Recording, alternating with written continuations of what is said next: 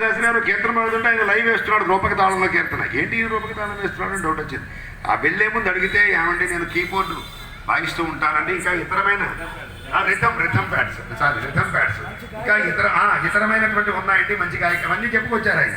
అంచేత ఆయన కూడా అంటే మనకి పరాత్ముడు ఎలా అనుగ్రహించాడో చూడండి. మైకు దూరద్రవణ యంత్రాలు ఇచ్చినటువంటి వారికి కూడా ఈ కళలలో ప్రవేశము ప్రావీణ్యము పట్టభద్రులైనటువంటి విద్య వారికి కైవసమై ఉందంటే అటువంటి వారిని పరాత్ముడు మనకు అనుగ్రహించాడు.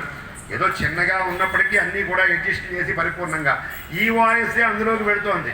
నేను నా హరికథను ఇవాళ పొద్దున్న 6 గంటలకు చూసుకున్నాను, వెతుక్కున్నాను. శారదా శంకరాన్ని కొడితే రాలేదు. ఏమిటి రావట్లేదు ఈ నుదులని చెప్పారని చూసి వాహిలీని వచ్చింది పక్కన, దాన్ని క్లిక్ చేస్తే ఈ విష్ణు సహస్రనామం వచ్చింది ముందు.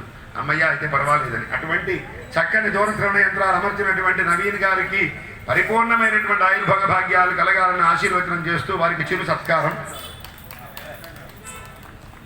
తోబుట్టువు నిన్న చెప్పుకున్నాం, చేరడ పసుపు కుంకాలకు ఆశించేటటువంటి తోబుట్టు అని. కాబట్టి అటువంటి నవీన్ గారు ఆవిడ అంతిదిగా కూడా చూసుకుంటున్నారని అర్థమవుతోంది మనకి. అటువంటి ఆవిడ కూడా మంచి కళల యందు పరిపూర్ణమైనటువంటి ఆసక్తి అనురక్తి కలిగిన ఆవిడ కనుక వారి కుటుంబానికి పరాత్ముడు పరిపూర్ణ అనుగ్రహాన్ని కలిగించుగాక. హరి ఓం తత్సత్. నేనే చేయాలి.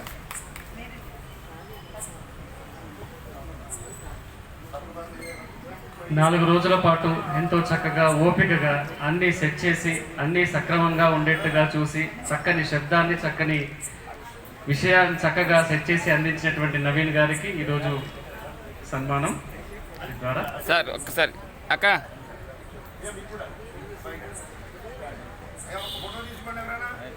నేను కంటిన్యూ చేస్తాను.